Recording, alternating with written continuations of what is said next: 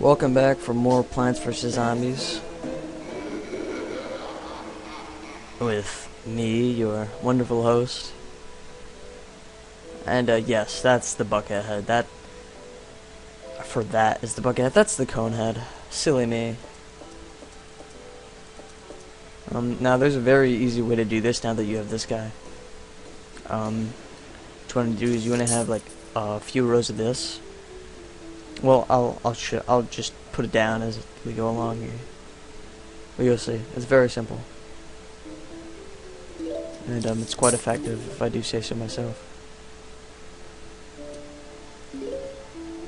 But I mean, the rounds start faster now, so I mean, you gotta set up things quick. All right, so let me think of how I'm gonna do this.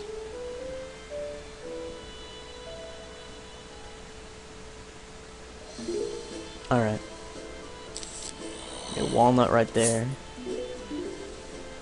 And you want to have a pea shooter right here. You're going to have 2 rows of pea shooters. You're going to have 2 rows of sunflowers. And then you're going to have 1 row of chompers. And this actually works pretty well. And this row is just going to be walnuts. So we'll progress everything into it as the round goes along here.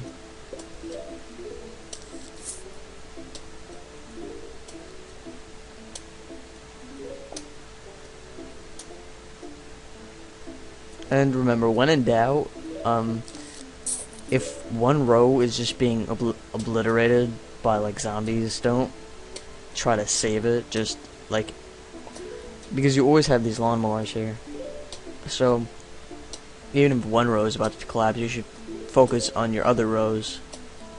You know, you shouldn't use all your like supplies into just saving that one row when you have 4 others to worry about. I guess, yeah, that makes sense. That's just my little tip. It's like, why save one city when the whole country's in danger? You know what I mean? And whenever you can, always try to put down more walnuts, because those things take forever to plant. Like, they have to recharge.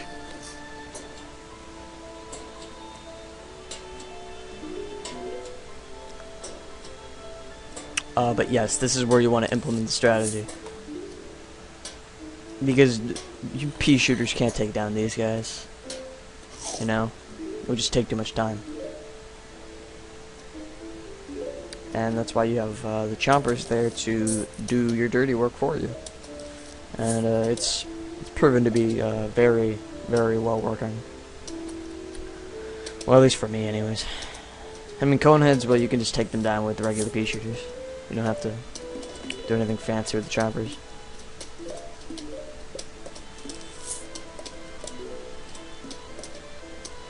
But yeah, this game's a lot just pushing forward. Yeah. You know what I mean.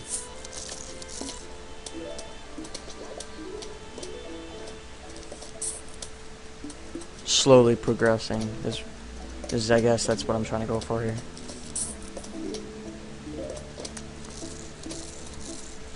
And you never really have to worry about having more than 1 row of walnuts. There's no reason to really have more than 1 row. Because eventually, later on, like if you get into the habit of doing certain things with certain plants, you'll want to implement that with other plants. And like, why you don't need to do that now is because later on, you'll get tall nuts and you'll get pumpkins. And you only need 1 row of tall nuts and pumpkins overlapping those. And you can just put pumpkins on all your other plants. So there's really no need to have several rows.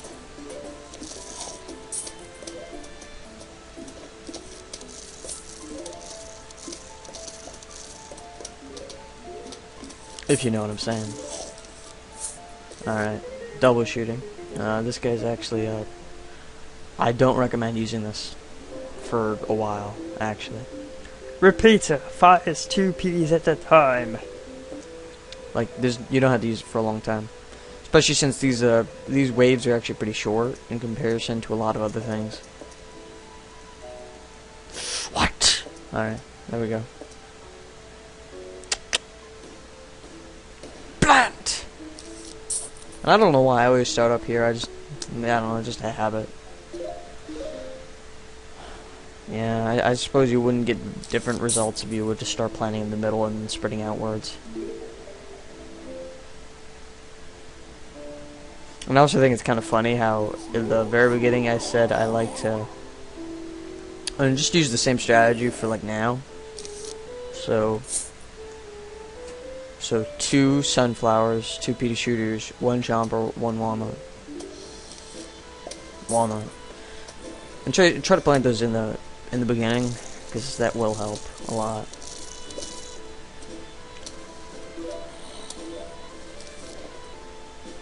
Oh, come on, one more sunflower, come on, one more sunflower. There we go. What was I talking about? Alright, yeah. I think it's kind of ironic how in the beginning of this I mentioned how I like things to be symmetrical. And since I said that, I haven't been able to get one thing, like one round that's been symmetrical, and I just thought that was kind of funny. Yeah. Can't trust me for my word. Ever. I suppose.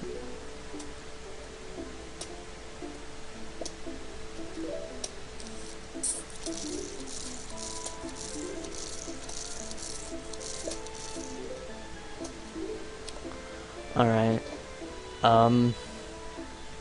Let's say for this example, what you would do here is you wouldn't put down a walnut just yet, you'd put down the chomper by itself. Because, frankly, you'd be wasting your time if you put down a walnut. Like, I mean, like, you just hurt the walnut. Like, even though it's just a teensy bit of damage, it's, like, every bit of damage, like, counts towards the plant's HP, so just keep that in mind. So, like, if at all possible, put down your offense, then your defense.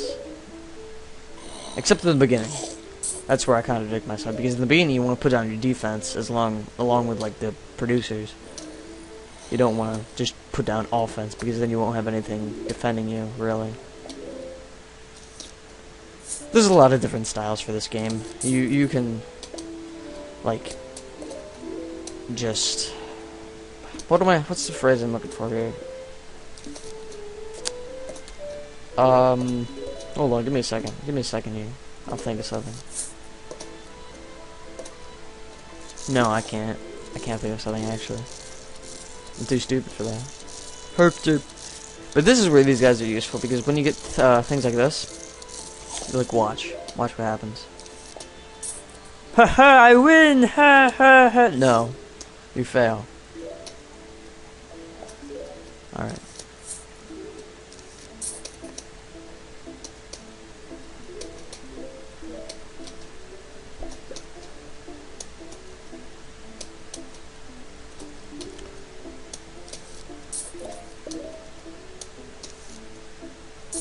And just try to work on a section, like a different section, whenever you get more sun. So, like, try to go back and forth in between things. So, like, sun, and then maybe walnut, then pea shooter, then chomper, or any order, really.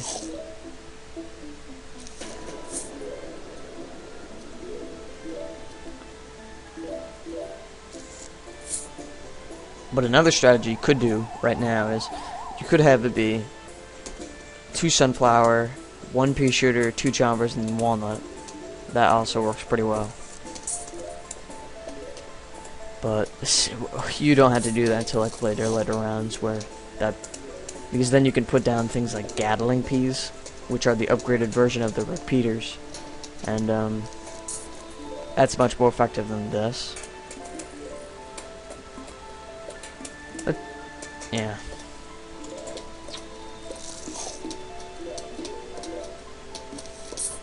But as you can see, the rounds slowly get longer and longer, but the way this game does it is pretty much, this is about the longest it'll get for level 1.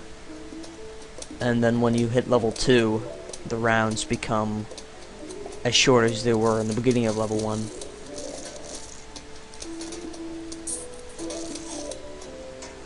And that's how this game styles it. But I mean, eventually, after you've gotten all this done, you should start like repairing and stuff. Once you've gotten to the point where you have all your offense down, you have your like little factories here, and you have your defense, you should work on trying to maintain the defense, because the offense is keeping everything off for you. So that's that. And most importantly, you just gotta trust in your plants. You gotta trust that. Oh, alright, well that was...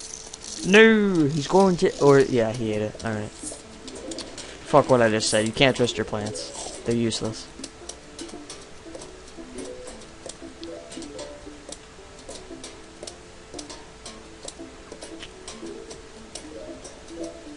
Yes, sirree.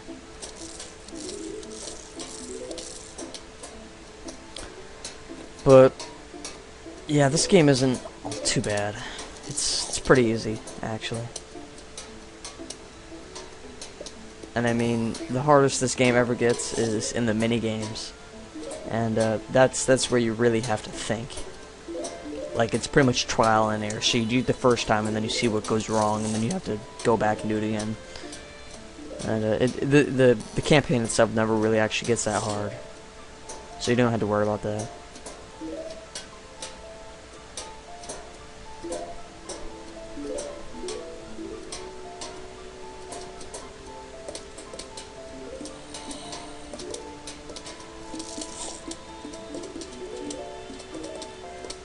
Might as well speed this up some. Derp derp derp derp derp derp. Will he finish in time? No. Sadly. Come on, let's get her done.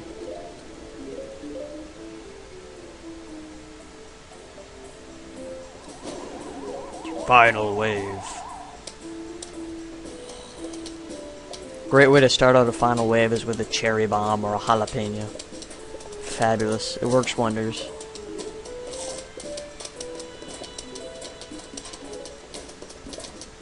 But seeing as this is recharging, I'll have that option. But yeah, they don't make much progress, as you can see.